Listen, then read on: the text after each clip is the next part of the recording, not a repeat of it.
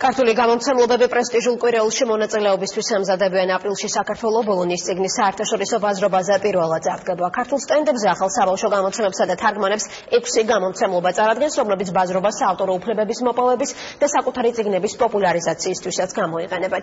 ლიზა ციკლაური არკოვდა, რა წიგნები მიაქვთ იტალიაში. საქართველოს ბოლონის წიგნის საერთაშორისო ბაზრობაზე პირველად წარსდგება. საბავშვო ლიტერატურას ახალ გამოცემებს და თარგმანებს საქართველოს ეროვნულ სტენდზე საბავშვო ლიტერატურაზე ორიენტირებული 6 ქართული გამომცემლობა წარადგენს. პირველად ბოლონის წიგნის ბაზრობაზე ესეთი მასშტაბური და საინტერესო კონცეპტუალური სტენდის მონაწილეობით ჩვენ მაქსიმალურად ყურადღების ცენტრში მოვექცევით. პირველად ეროვნული სტენდის პარკლებში ვიქნებით წარდგენილები, ეს თავისთავად აჩვენებს სახელმწიფო მიდგომას ამ მიმართულებით, ეს კიდევ უფრო მეტ საშუალებას აძლევს ჩვენ გამომცემლებს, რომ ინტეგრაცია მოახდინონ საკუთარი თავის ამ საერთაშორისო პლატფორმაზე. ბოლონის საერთაშორისო ბაზრობაზე საქართველოს ეროვნული სტენდის კონცეფცია ახალგაზრდა მხატვარმა ანა ჩუბინიძემ შექმნა. ბავშვთა თავდაყირა სამყაროს ილუსტრაციის მთავარი პერსონაჟები ყირამალა ქვეყანაში ქალაქს აშენებენ.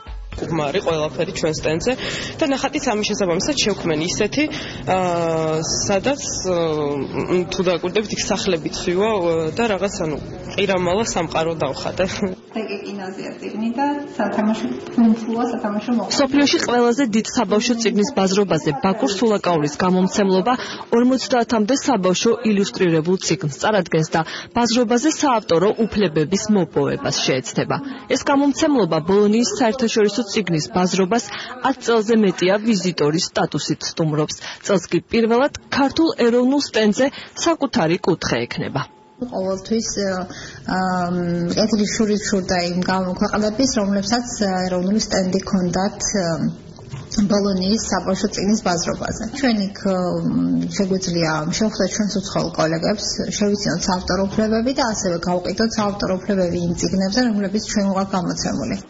ქართლის გამომცემლობა ბოლონის საბავშვო საერთაშორისო ფესტივალზე სამგანზომილებიან ხმოვანი შემეცნებით და გასართობ წიგნებს გამოფენს, თუმცა საქართველოს ეროვნული სტენდისთვის გამომცემელმა გია ქარჩხაძემ ხალხური ზღაპრები, იგავები და ილუსტრირებული ვეფხის ტყავსანი გამოსცა. მე ვფიქრობ, რომ უნდა გაიტანო ასეთი საერთაშორისო ბაზრობებზე ისეთი რამე, რაც არის შენი უნიკალური, შენ მიერ შექმნილი და ამით უნდა დაინტერესო მსოფლიო, რა თქმა უნდა.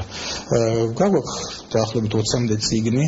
საბავშვო წიგნის კრიტიკოსები, მკითხველები, გამომცემლები და ილუსტრატორები მთელი მსოფლიოდან ერთმანეთს 30 მარტს ბოლონიაში შეხვდებიან.